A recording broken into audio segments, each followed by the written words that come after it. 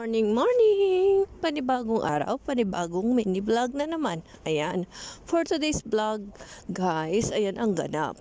Ngayong araw, sasamahan natin si Gringo pupunta sa street market. Dahil diyan, mabibili lahat ng mga fresh fish, lahat parang tiyanggi lang sa atin sa Pilipinas. So, diyan kami namimili ng mga isda, mga gulay na Filipino vegetables kasi diyan meron. So, ayan, sinamaan ko ngayong araw. Pero ang daming tao dahil nga, syempre, mag-New Year. So, karamihan namimili din. So, maaga pa kami dyan. Kaya, yan. Naglibot-libot muna kami dahil may sinasabi si Gringo na bibilhin isang kortina daw.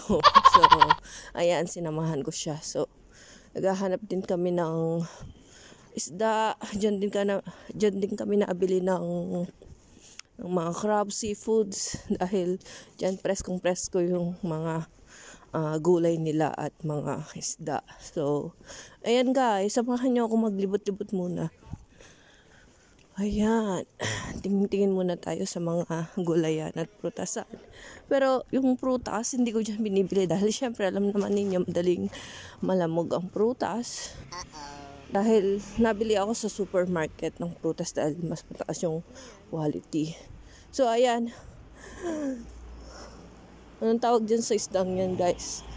So ayan, nagalaw pa, buhay pa fresh na fresh. Ano daw yan? Igat? Sabi ni Gringo. Igat daw yan.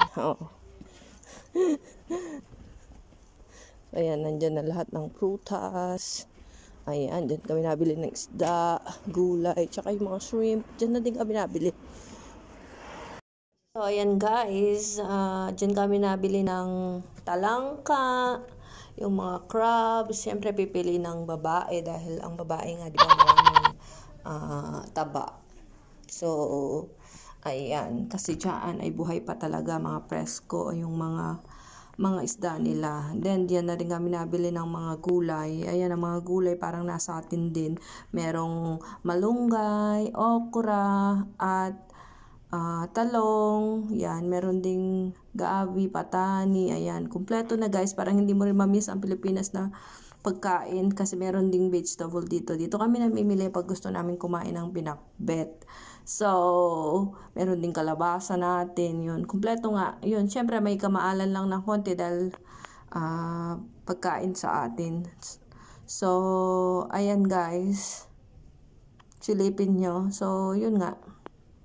Parang nasa Pilipinas ka na rin. So, ayan na. Magpapaalam na ako guys. See you next vlog. Bye!